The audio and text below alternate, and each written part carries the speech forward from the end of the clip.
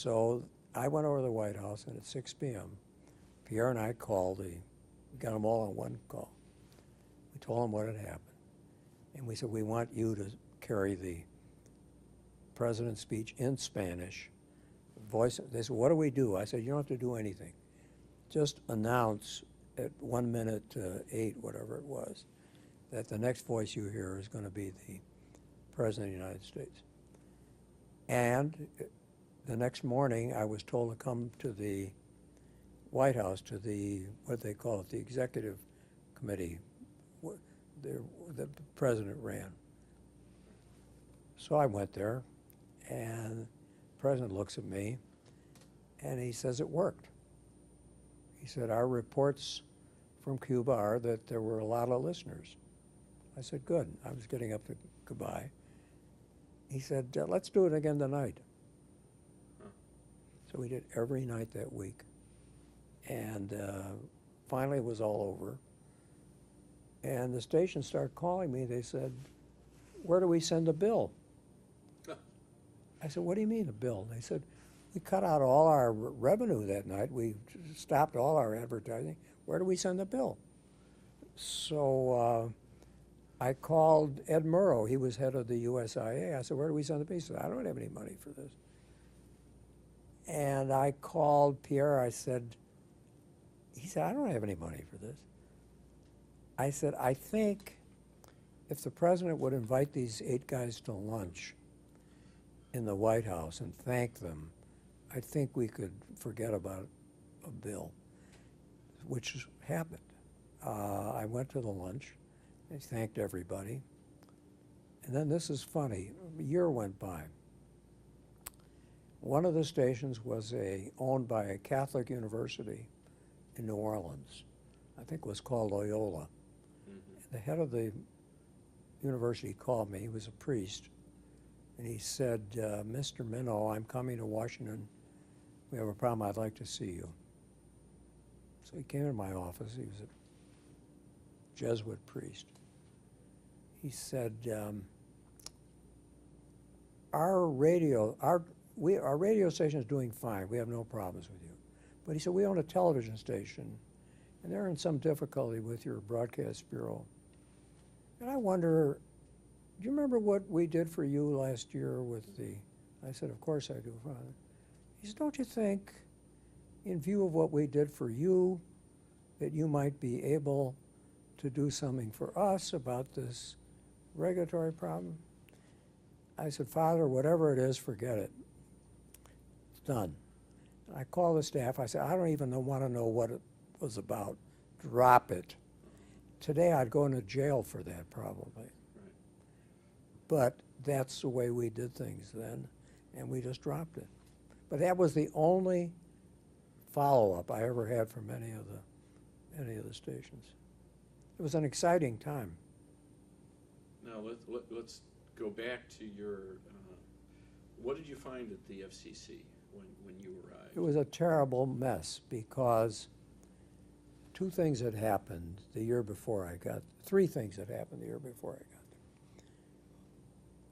there. The chairman had been fired by the President Eisenhower for cavorting with some of the stations, undue influence. The industry had fixed the quiz shows, so they were in trouble. And we had lost 11 straight cases in court, in the Court of Appeals. That's 3 things. So we had to deal with those 3 things.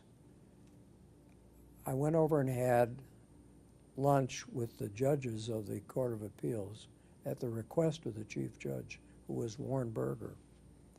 And he said, you've lost the last 11 cases here. I said, I know that. He said, we don't trust you guys. You come in here starting with the idea that you probably screwed up. I said, well, there's going to be all change. I'm changing the people, all change. So we dealt with that problem. We put in very strict rules on influence from the broadcasters. I had 3 bills in Congress, they all passed. and we were doing fine. I told the president when I took the job I'd be there for 2 years. And 2 years to the day, I called him and asked for an appointment. I walked in.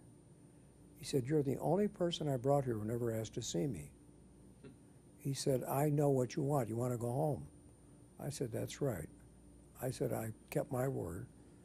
He said, "Well, would you stay till I get a replacement?" I said, "Of course." He said, "Well, that took 6 months." And I did a foolish thing then, a very foolish thing, big mistake. I had an obsession, that's the right word, not to have anybody say he used this government job to get a better job. I knew I would only take a job that had been offered to me before I went to the government. And I had been offered the job as general counsel of the Britannica. It was a lot of money. I took the job. It was not what I should have done, but I did. My wife told me not to do it. So during your time at the FCC, you were very much associated with the public interest, and you gave your famous speech with the famous 2 words, "Vast Wasteland." How did that phrase come to be? John Bartlow Martin helped me. A number of people gave me drafts. John Bartlow Martin had written "A Vast Wasteland of Junk." Mm-hmm. I deleted the "of junk" and left "the vast wasteland" and paid no attention to it. I did not think it was important. But the press picked it up, and that's what happened. And what's it like the rest of your life to be associated with a 2-word phrase? Well, I've told my wife and my children that when I die, I would like on my tombstone the following inscription: "On to a vaster wasteland."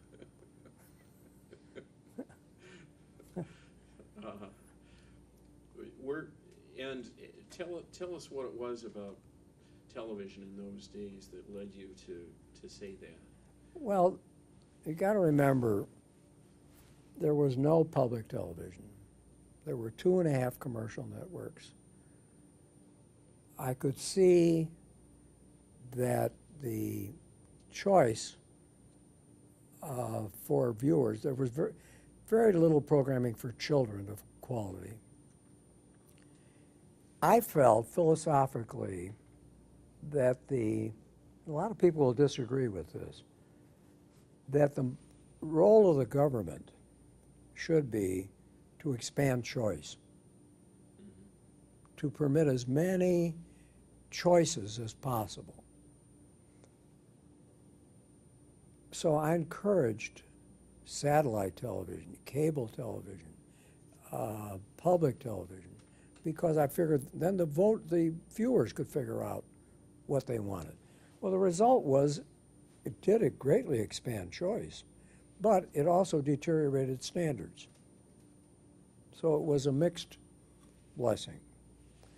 I still think it was right, but a lot of people say television has gotten worse. And I say, if you're a discriminating television viewer, let's say you love sports, you'll find more and more and more. You love news, you're going to find more and more news. You love old movies, you're going to find old movies. So I think the government did the right thing. Public television certainly benefited from it, but I can understand the argument. What about the fair use policy? The fair use? Yeah,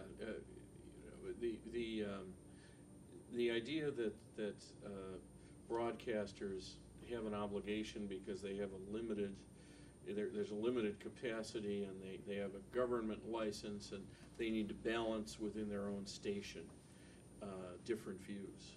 I think the fair use policy is extremely important. For example, take the extreme where there's only one television station in town.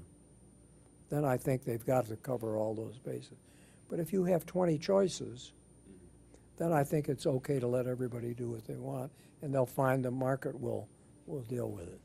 Were there any people who you hired who worked for you at the FCC who have gone on and done other things, people you've stayed in touch with? A number of them.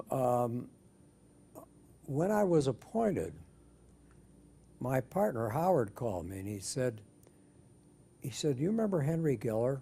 I said, "Of course." Henry was at law school with us. He had gone to the FCC, had quit in disgust, and was then a senior officer in the Department of Justice. He said, "Why don't you get Henry to come back?" So I called Henry, and he came back. I made him general counsel, and he said to me, "Make me assistant general counsel. Make another guy general counsel." He said, "The other commissioners want the other guy. Let me be the assistant general counsel." Without Henry, I could not have done it.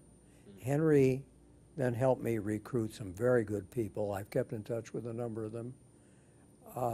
And I had a absolutely first-class staff. Now, I know you're a close student of the FCC and broadcasting since those days. Are there any of your successors as chair who stand out in your mind as having impressed you?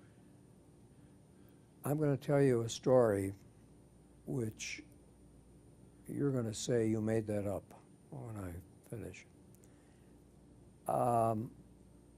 I knew a Republican named Dean Birch.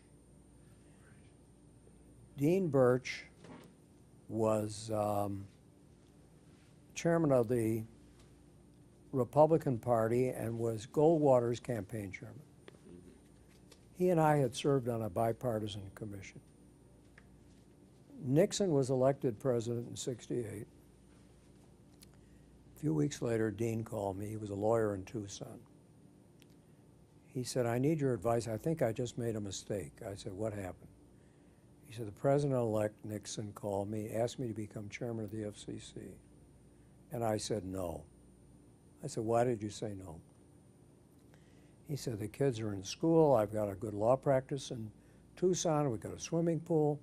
I said, "You're crazy." I said, "Call him back immediately before you get somebody else. Tell him you'll do it. It's a very important opportunity for public safety." He did.